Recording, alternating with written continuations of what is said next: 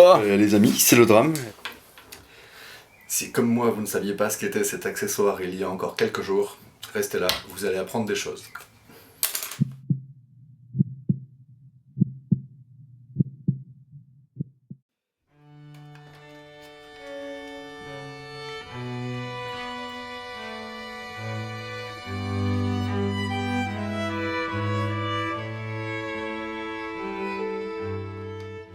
Salut les ficheurs, donc on se retrouve pour la deuxième vidéo de la série Road Building.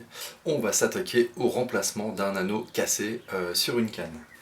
Donc j'aurai besoin du banc ligaturé, de la potence pour tenir la canne existante et évidemment du brin de canne avec l'anneau à changer. Donc en l'occurrence celui-ci.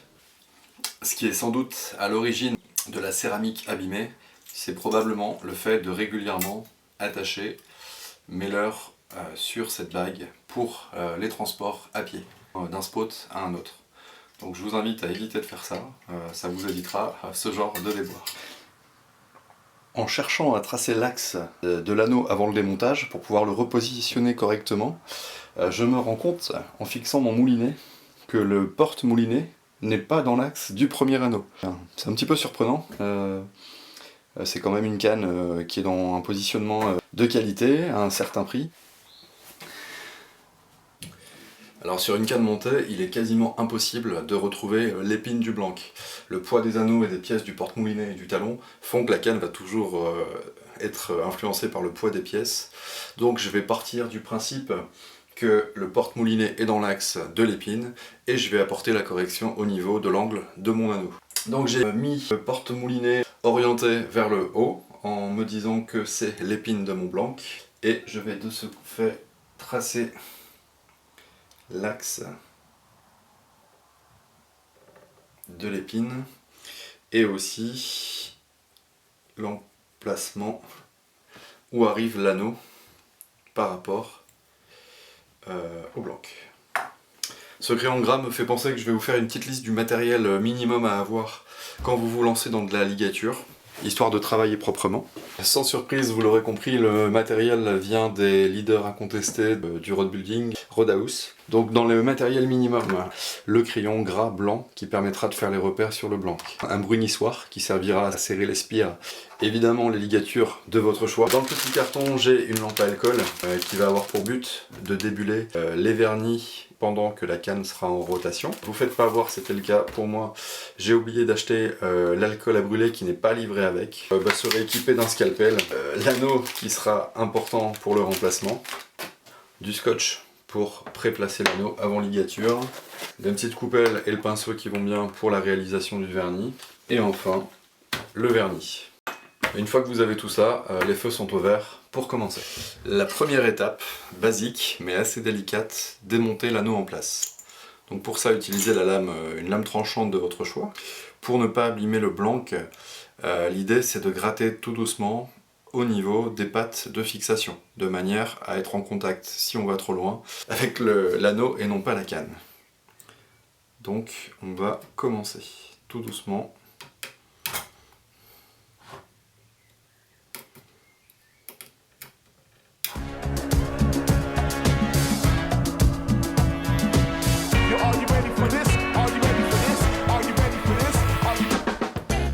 De ce côté-là, la pâte est dégagée. Il va nous rester évidemment la même chose à faire de l'autre côté.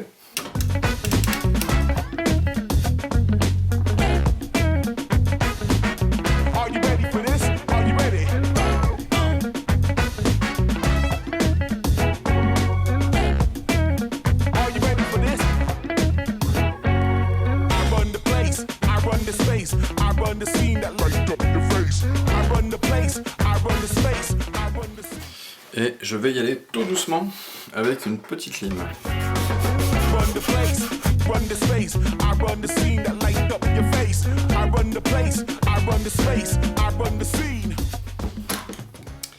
Et quand on arrive à peu près aux ligatures, on va faire une toute petite entaille tout doucement pour essayer de soulever les ligatures.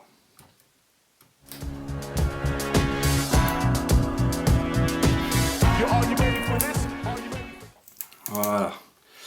Et ce que j'attendais est arrivé, c'est que j'ai réussi à décoller une partie des ligatures. Voilà. Donc c'est vraiment un jeu de patience, hein. Faut surtout pas se presser pour pas abîmer le blanc, mais on va y arriver. Donc la pâte avant est presque dégagée à 100%, il me reste quelques ligatures et un tout petit peu de colle que j'aurai avec du papier à poncer. Donc j'applique le même procédé pour la pâte arrière.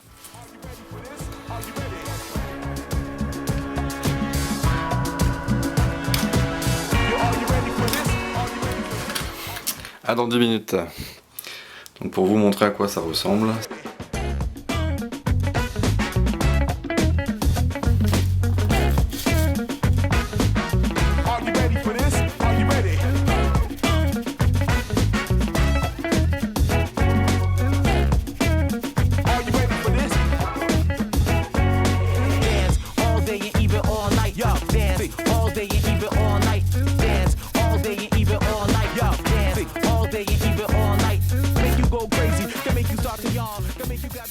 On va le nettoyer à l'alcool pour pouvoir le dégraisser et repartir sur un support de ligature propre.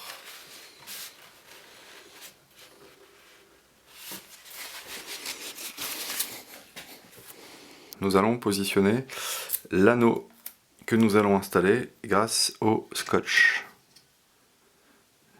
de peintre. Voilà. Petit check visuel avec l'alignement du porte-moulinet. On est pas mal. On va pouvoir commencer la ligature. Je suis resté très soft dans le choix de mes couleurs pour rester fidèle aux couleurs présentes sur la canne. C'est-à-dire noir en couleur principale et doré métallisé en liseré décoratif.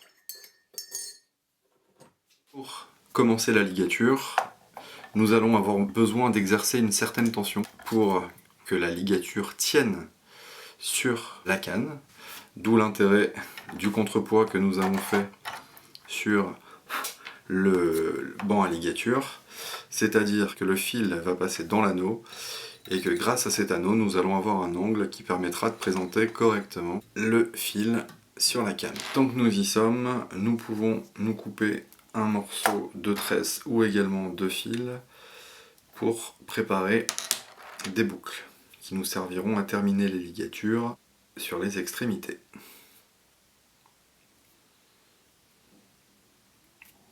Voilà. Comme ça, la boucle est prête. Avant d'utiliser le fil noir, nous allons préparer une ligature dorée en amont avec de scotch, histoire de ne pas être embêté, donc le long du blanc. Cette ligature permettra de faire les liserés esthétiques sur les extrémités de notre ligature. Donc maintenant nous allons utiliser le fil noir qui doit se présenter perpendiculairement à la canne pour une présentation optimale.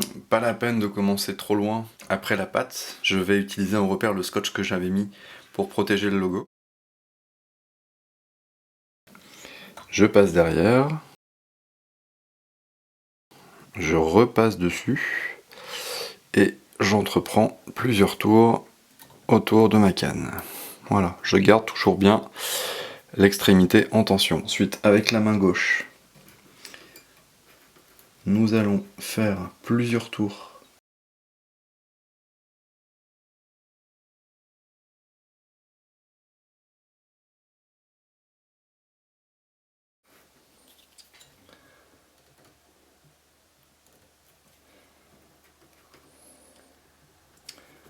donc cet accessoire est vraiment très pratique. Vous voyez les petits écarts qui faisaient ressortir le rouge en arrière-plan sont corrigés à l'aide de cette petite pointe plate en dessous. Donc techniquement on a quelque chose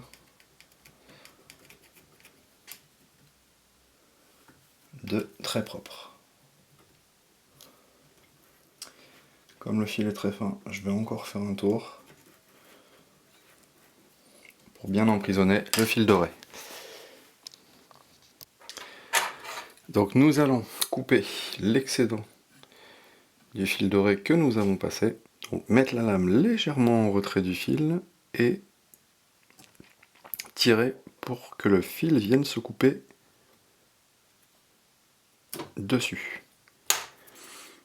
Et si on veut absolument cacher la pointe du doré à l'extrémité, on peut tout doucement l'enfouir sous le fil noir. Donc je vais aller tout doucement. Voilà. Et on va pouvoir venir aplatir et resserrer si nécessaire la jonction. Donc là je récupère le fil doré et je vais venir le passer en dessous de la ligature noire.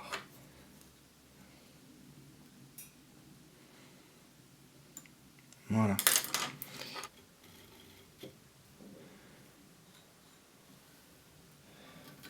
Je vais faire 2 tours à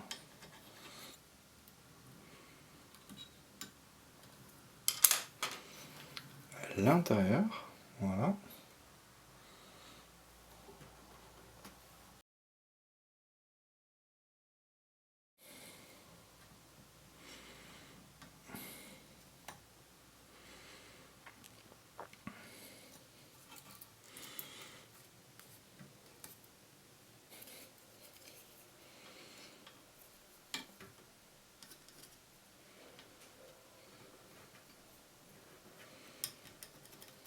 The party on, but dance all day and even all night. I can dance all day and even all night.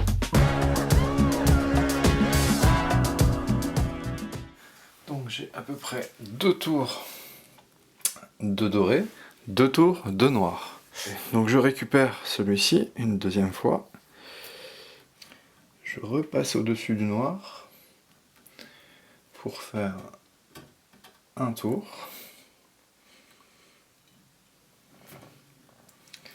2 tours. Toujours en veillant à l'alignement. Une fois que c'est fait, je repasse en dessous, pour repartir là-bas et pour prendre le relais avec le noir.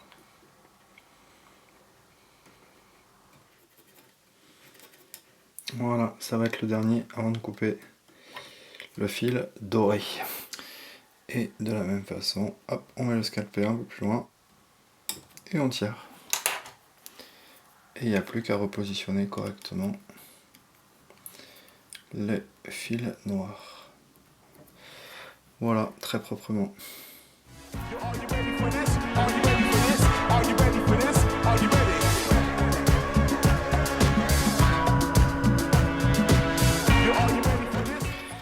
Alors oui, c'est un conseil que je peux vous donner. J'ai regardé mes ligatures en me disant c'est du très fin, je vais pas prendre le gros fil pour que ce soit très joli, pour pas qu'on voit les diamètres de fil, etc.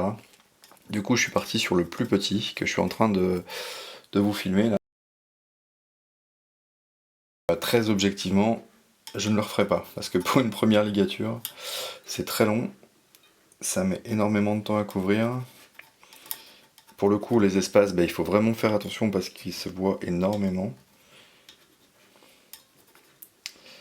Donc, faites pas la même erreur que moi. Partez sur du D directement, qui est le gros fil. Dans toutes les recherches que j'ai faites, en général, de ce que j'ai vu, je crois que c'est sur Roadhouse, mais moins de 30 grammes de puissance pour la canne, le petit fil est très bien. Au-delà, le gros fil est adapté. Je vous l'ai fait en version accélérée sur la vidéo parce que c'est vraiment très long. Donc quand le début de la pâte est suffisamment recouvert par les premiers tours, nous sommes en mesure d'enlever le premier scotch.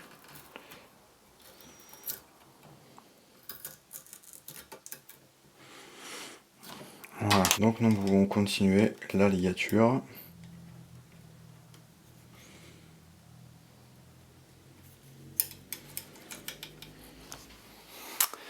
Donc en arrivant sur les derniers tours avant la fin de la pâte de l'anneau, une boucle comme ça. Le long de la pâte de l'anneau, tac, on resserre la spirale. Voilà, comme ceci. Je vais couper le fil noir, mais le garder en tension pour ensuite le passer dans la fameuse boucle.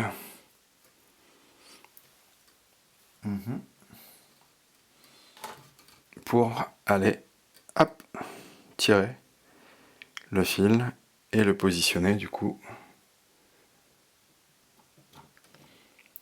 Voilà, sous l'anneau. Et même technique.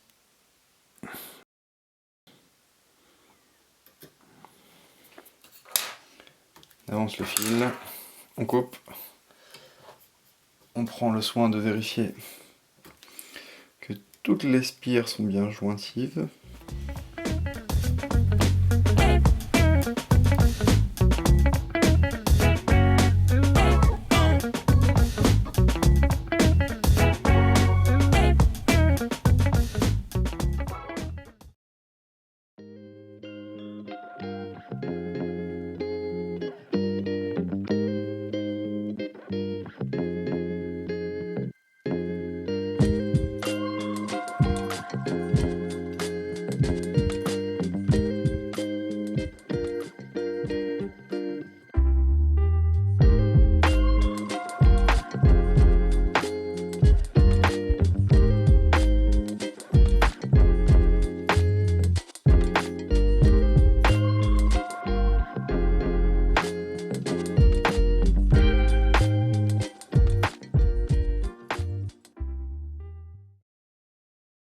Cette deuxième vidéo de la série Road Building touche à sa fin, j'espère qu'elle vous a plu. La troisième du nom sera dédiée au changement d'un anneau terminal, d'un point de vue démontage, ligature, mais aussi cette fois en plus du vernissage. Donc n'hésitez pas à commenter, à liker si ça vous a plu, c'est toujours très encourageant. Dans tous les cas, je vous souhaite bon craft, un bon road building, gardez la pêche et à très bientôt. Salut les crafters.